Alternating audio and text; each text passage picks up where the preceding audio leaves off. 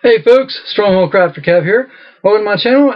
And in this video we're going to go through painting techniques on my Dungeon Tile series. Yes.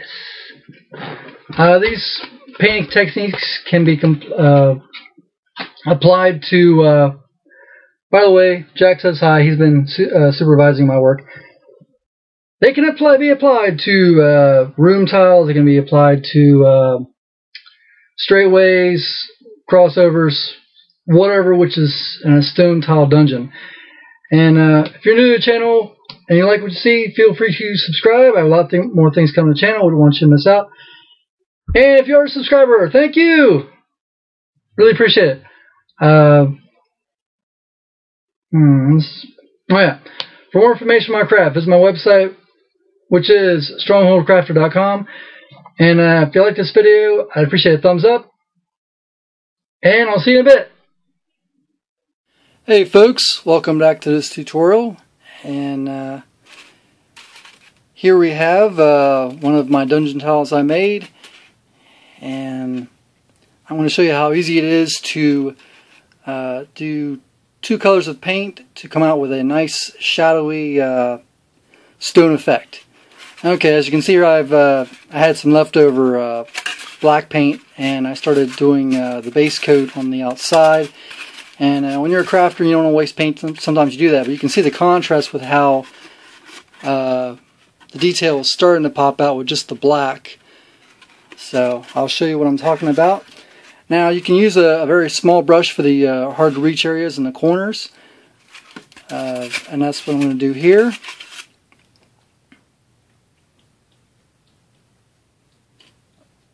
So, by the way, you want to use a fluid type of paint.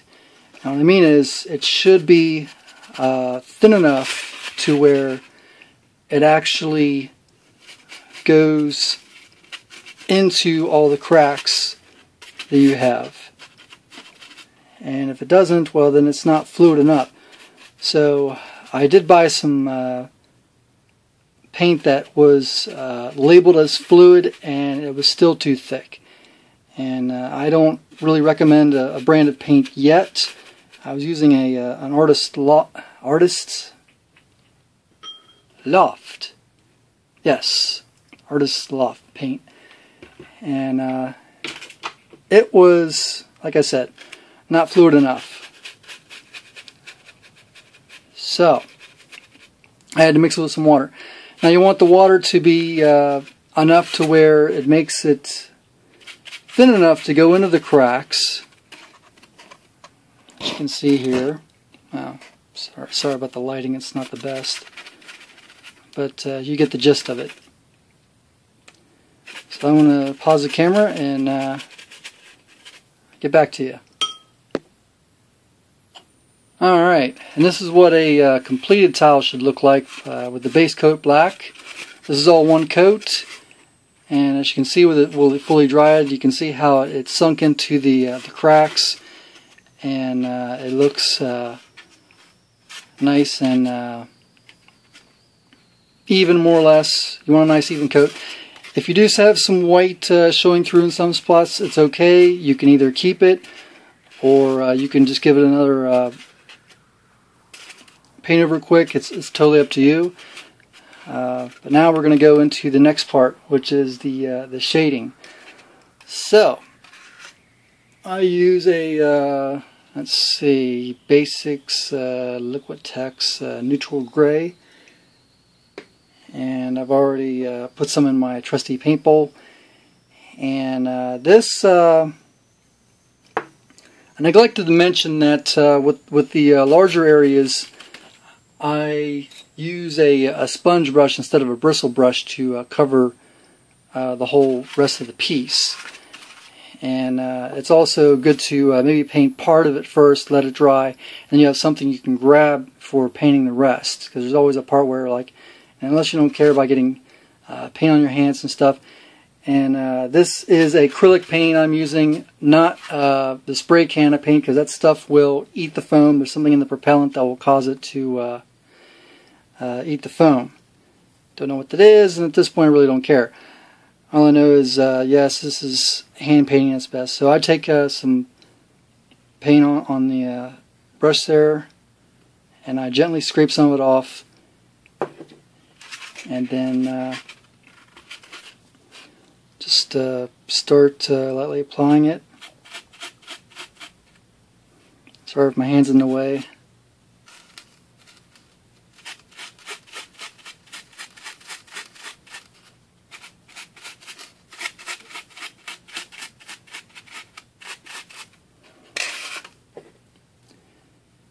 And then just, I mean, some people take a brush and a paper towel and they wipe it off, and that's fine if you. That's the essence of dry brushing. You get a lot of the paint off the brush and you just lightly put on a certain amount of paint. And what's nice about, well, the problem with that I find is that you waste a lot of paint that way. But what I'm doing, I'm just lightly scraping some of it off, and I'm reusing the paint. I'm not wasting anything other than what's drying onto the bowl itself, which is no big deal. That happens. Just like if you had paint on a palette. For people that are into doing the canvas painting, which is another great hobby to do, but you can still learn some techniques from them as well. And this is a little bit more paint here, and you can see it's going to be brighter in contrast. This is bright as it is, but when it dries, it's actually going to darken a little bit. And I will show you in just a second. Okay, and this is a finished tile, fully dried. You can see the contrast with the different variations with the stone, how it's bright in some areas, and how it's darker in others. So you can see how all those little bitty nooks and crannies have like popped out, and I really like this simple stone technique, and how it just, for very little effort, you come out with something that looks pretty fantastic. If you wanted to add some more color to it, make it look darker and even more dingy or so, I recommend some a dark shade of brown and do another dry brushing, but that's totally up to you. And that's about it. Thanks for watching. Bye.